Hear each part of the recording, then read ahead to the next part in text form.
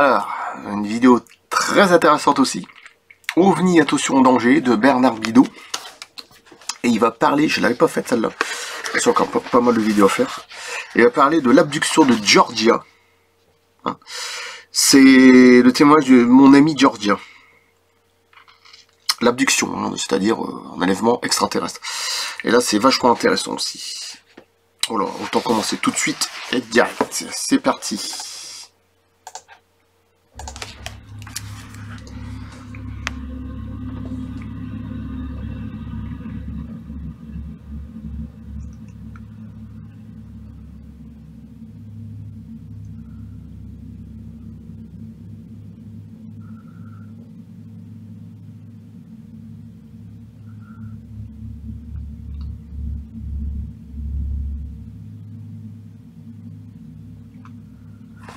Alors, l'abduction de Georgia, c'est une amie de Bernard Bidot. Alors, voici maintenant le témoignage de mon amie Georgia. Elle m'a contacté après ma prestation dans l'émission Télé, il n'y a pas photo. Hein, c'était les années 90. Hein. Enfin, des trucs, de toute façon, qu'on regarde même plus. Hein, c'était à TF1, je crois. Georgia est une femme équilibrée, calme, à la voix posée. Elle a décidé de me raconter ses aventures parce qu'elle sait qu'un vieil ufologue comme moi peut tout entendre.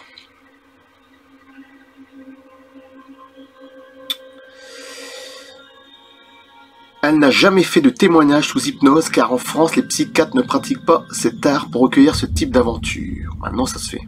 Bah oui. Hypnose régressive, ça se fait quand même par internet, tout ça, il y a des gens quand même assez connus. Hein, je ne sais plus qui, mais bref.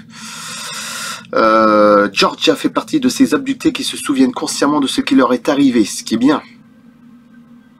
Étant donné qu'elle est enlevée depuis presque 50 ans, je pense qu'elle ne se souvient pas du tout et qu'elle n'a peut-être pas envie de s'en souvenir. Oui, parce qu'il y en a qui sont enlevés depuis leur enfance. Hein.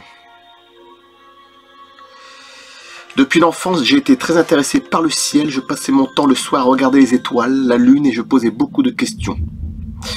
Quand les adultes m'affirmaient que seule la Terre était habitée, je n'y croyais pas. T'as bien fait de le dire. L'explication vient peut-être du fait qu'étant enfant, j'avais eu plusieurs fois l'occasion de voir dans le ciel des objets bizarres, tout ronds, que les grandes personnes appelaient des soucoupes volantes. En 1954, à l'âge de 6 ans, je vivais avec mes parents en Tunisie. Je me souviens d'un fameux soir où toute la ville a vu passer un énorme engin au-dessus des toits, au ralenti, sans bruit, toutes les lumières allumées.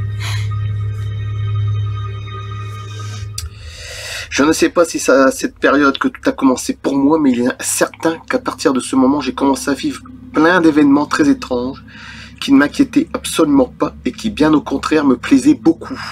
Le soir, après être allé me coucher, je me retrouvais à sortir de ma chambre en volant et en passant à travers la fenêtre fermée. Quel jeu merveilleux pour un enfant.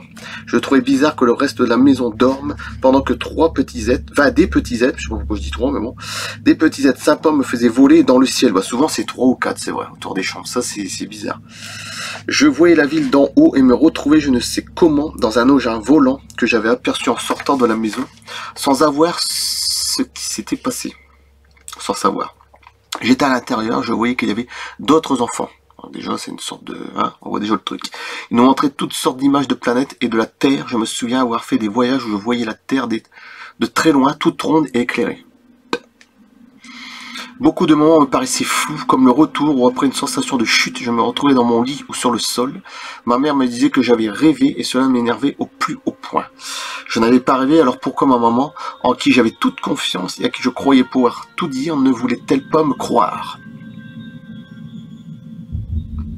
Pendant plusieurs années, entre 5 et 10 ans, j'étais toujours maladive. Je me plaignais souvent d'avoir mal au ventre. Le médecin n'y comprenait rien et lui aussi s'énervait contre moi. Je devais encore rêver ou dire n'importe quoi. Au fil des années, ces voyages ont continué, mais ils ont évolué, c'était moins drôle.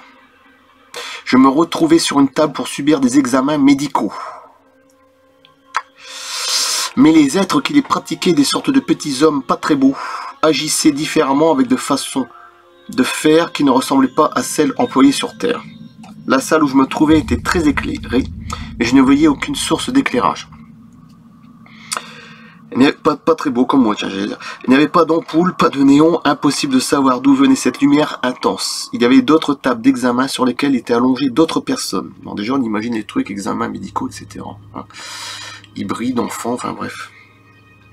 Les aides qui s'occupaient des personnes sur les tables agissaient, je dirais, par automatisme et en silence. Les instruments médicaux avaient l'air d'être suspendus au-dessus d'eux. Accrochés à je ne sais quoi, et ils utilisaient à leur convenance ou selon leurs besoins. J'avais l'impression qu'on me retirait quelque chose. Ces épisodes se sont répétés par mes aînés, mais il était inutile que j'en parle, puisque j'étais une rêveuse. Oui, parce qu'on l'a traité de rêveuse, mais de toute façon, quand t'es un enfant, même quand t'as 15 ans, 20 ans, on prend toujours pour un débile. Et puis après mon mariage, ces balades ont encore changé de style. Là, déjà, elle est arrivée dans son mariage, donc faut pas demander. Cette fois, j'avais droit à des retraits d'embryons. Ah, déjà, c'est encore pire qu'avant. Je me savais enceinte et du jour au lendemain, je n'étais plus. Avortement spontané, me disait le gynécologue. Je n'ai jamais raconté la réalité, il ne m'aura pas cru et j'avais peur de me retrouver à l'hôpital psychiatrique de Bordeaux. Malheureusement, on arrive encore à ce stade où de nos jours, quand tu parles d'ufologie, d'abduction extraterrestre qui est réelle, hein, c'est une réalité. Hein. Il y a des enfants qui sont disparus qu'on ne retrouvera jamais. Ça, ils ont disparu au coin de leur maison. Et ils ont simplement fait une petite balade de 50 mètres, ils ont disparu. Hein. Il n'y a pas de, je veux dire, de gens détraqués. Il n'y a rien, hein, c'est le néant. Il y a eu un flash, un truc, puis terminé.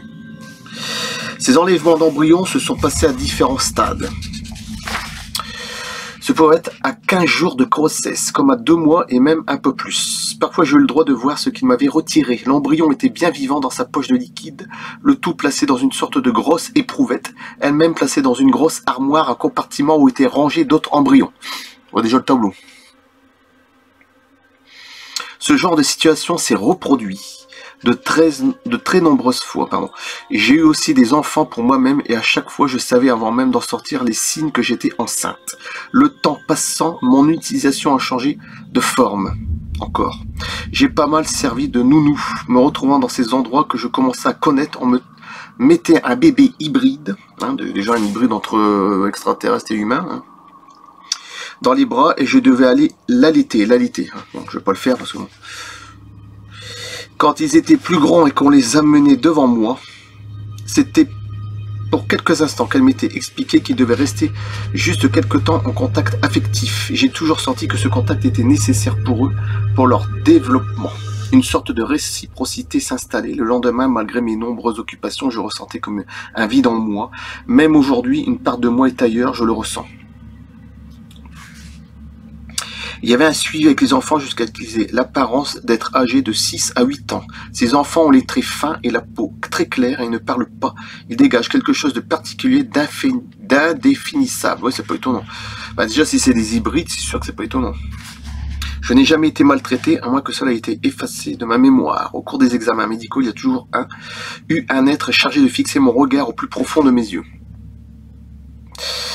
Sans doute pour aider à calmer la douleur. J'ai vu d'autres dans le même cas que moi au cours des enlèvements.